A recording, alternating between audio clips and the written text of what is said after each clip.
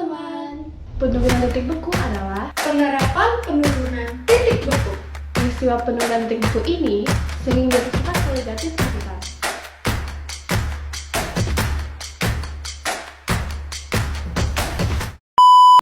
Perkenalkan, kami dari kelas 12-8. Aku Devina Intanjaya Cahaya. Dan aku Citra Andrea. Teman-teman, pernah gak sih ngerasa kepingin banget tinggal di negara dengan 4 musim? Seperti di Korea, Jepang, atau Amerika.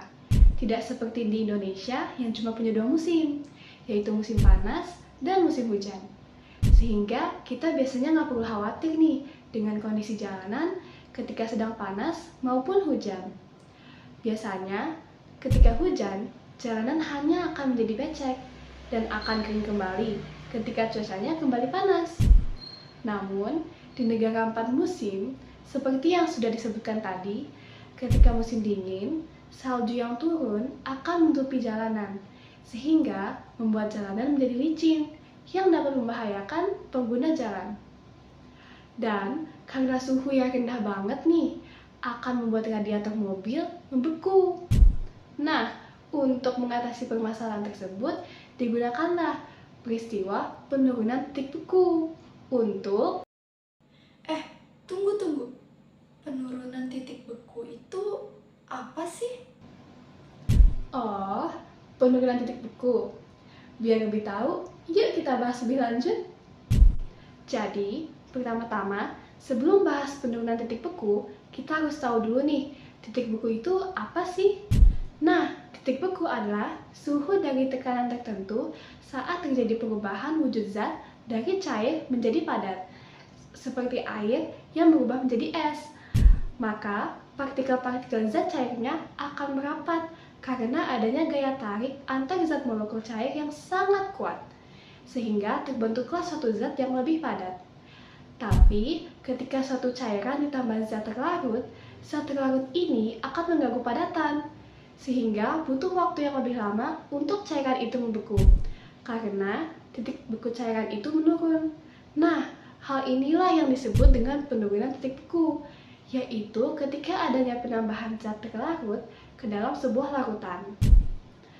Sehingga, penurunan titik beku adalah selisih antara titik beku pelarut dengan titik beku larutan. Penurunan titik beku ini termasuk salah satu sifat koligatif larutan. Dalam perhitungan kimia, penurunan titik beku disimbolkan dengan delta TF, di mana F-nya berasal dari kata freeze. Peristiwa penurunan titik beku ini sering diterapkan pada negara-negara yang memiliki musim dingin seperti yang sudah disebutkan tadi. Sekarang kita akan membahas penerapan penurunan titik beku. Penurunan titik beku cukup sering digunakan dalam kehidupan sehari-hari, mulai dari pembuatan makanan hingga kendaraan. Berikut ini adalah beberapa contoh penerapan titik beku dalam kehidupan sehari-hari. Yang pertama adalah pembuatan es krim.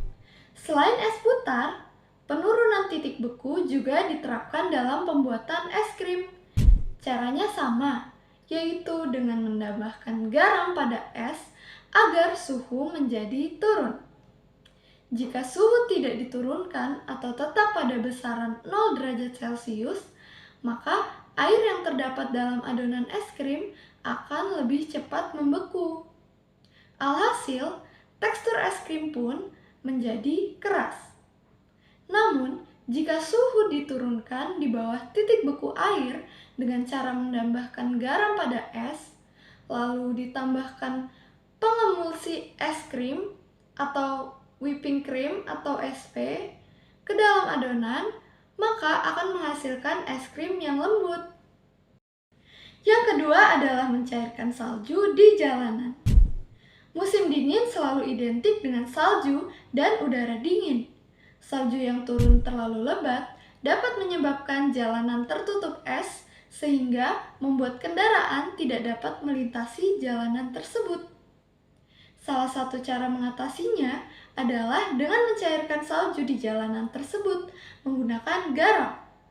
Hal ini akan membuat larutan air pada es dan garam memiliki titik beku yang lebih rendah daripada air murni karena penurunan titik beku larutan.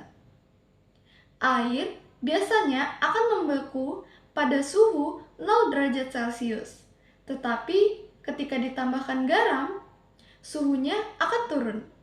Semakin tinggi konsentrasi garam, maka semakin rendah titik beku air. Yang ketiga adalah anti beku pada radiator mobil. Musim dingin tidak hanya membuat udara menjadi dingin dan jalanan ditutupi salju saja, tapi juga dapat menyebabkan air radiator mobil menjadi lebih cepat beku.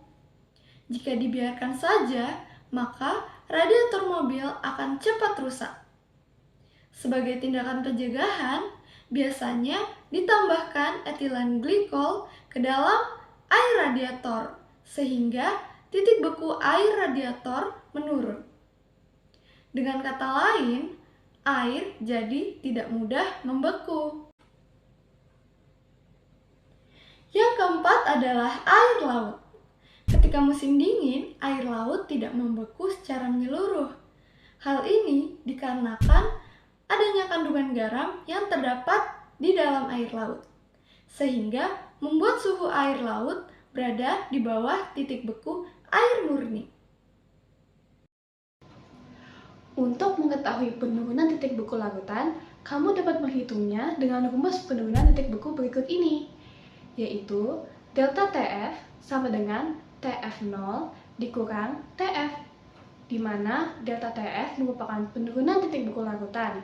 TF0 adalah titik beku pelarut murni atau air, dan TF adalah titik beku larutan. Penurunan titik beku berbanding lurus dengan kemolalan larutan. Hubungan antara titik beku larutan dan kemolalan dapat dituliskan pada rumus berikut ini. Jika dijabarkan, maka rumus hubungan antara titik beku larutan dari kemolalan akan terlihat seperti berikut ini. Keterangannya, massa sama dengan massa zat terlarut dalam gram. Mr yaitu massa molekul relatif. P yaitu massa pelarut dalam gram. Kf yaitu tetapan penurunan titik beku molal. M yaitu molalitas larutan. M ini M kecil ya teman-teman. Kalau tadi penerapan penurunan titik beku dalam kehidupan sehari-hari, lalu bagaimana penerapan titik beku dalam soal perhitungan kimia? Yuk simak beberapa soal berikut ini. Suatu larutan dibuat dengan cara melarutkan 3 gram urea CONH2 dua kali dalam 100 gram air. KF air sama dengan 1,86 derajat Celcius per M, ARC sama dengan 12, O sama dengan 16, N sama dengan 14, dan H sama dengan 1. Tentukan penurunan titik bekunya. Sebelum mencari penurunan titik beku, kamu harus mencari nilai Mr dari CONH2 dua kali terlebih dahulu. Berikut caranya. Mr CONH2 dua kali sama dengan ARC ditambah ARO ditambah 2 kali ARN ditambah 4 kali ARH sama dengan 12 ditambah 16 ditambah 2 kali 14 ditambah 4 kali 1 sama dengan 12 tambah 16 ditambah 28 ditambah 4 sama dengan 60 gram per mol. Selanjutnya yaitu M sama dengan massa per Mr dikali 1000 per P sama dengan 3 per 60 dikali 1000 per 100. Hasilnya yaitu 0,5. Selanjutnya yaitu delta TF sama dengan KF dikali M sama dengan 1,8 dikali 0,5 sama dengan 0,93 derajat Celcius. Selanjutnya, TF sama dengan TF0 dikurang delta TF sama dengan 0 derajat Celcius dikurang 0,93 derajat Celcius. Hasilnya yaitu min 0,93 derajat Celcius. Untuk contoh soal yang kedua, etilen glikol atau C2H12O2 merupakan zat non-elektrolit non-volatif yang digunakan sebagai zat anti beku dalam radiator mobil. Pertanyaannya, hitunglah titik beku larutan etilen glikol 25,0% berdasarkan massa dalam air. Dengan keterangan Kf sama dengan 5,38 derajat Celcius per mol dan ARC sama dengan 12, O sama dengan 16. Untuk pembahasan dari soal K sama tersebut, dengan 1. Yuk diketahui kita bahas. dalam 100 gram larutan etilen glikol terdapat 25 gram etilen glikol dan 75 gram air. Pada soal, nilai molalitas belum diketahui, maka kita harus menghitung nilai molalitas terlebih dahulu. Caranya adalah dengan menggunakan rumus M sama dengan massa per MR dikali 1000 per P, yaitu 25/62 dikali 1000 per 75. Hasilnya adalah 5,38 M. Setelah kita mengetahui nilai molalitasnya, kita kemudian dapat mencari nilai penurunan titik beku. Dengan rumus delta TF sama dengan KF dikali molal, yaitu 5,38 dikali 5,38 menghasilkan 10 derajat Celcius.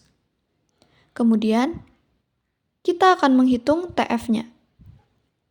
Dengan rumus TF sama dengan TF0 dikurang delta TF, yaitu 0 dikurang 10, menghasilkan minus 10 derajat Celcius.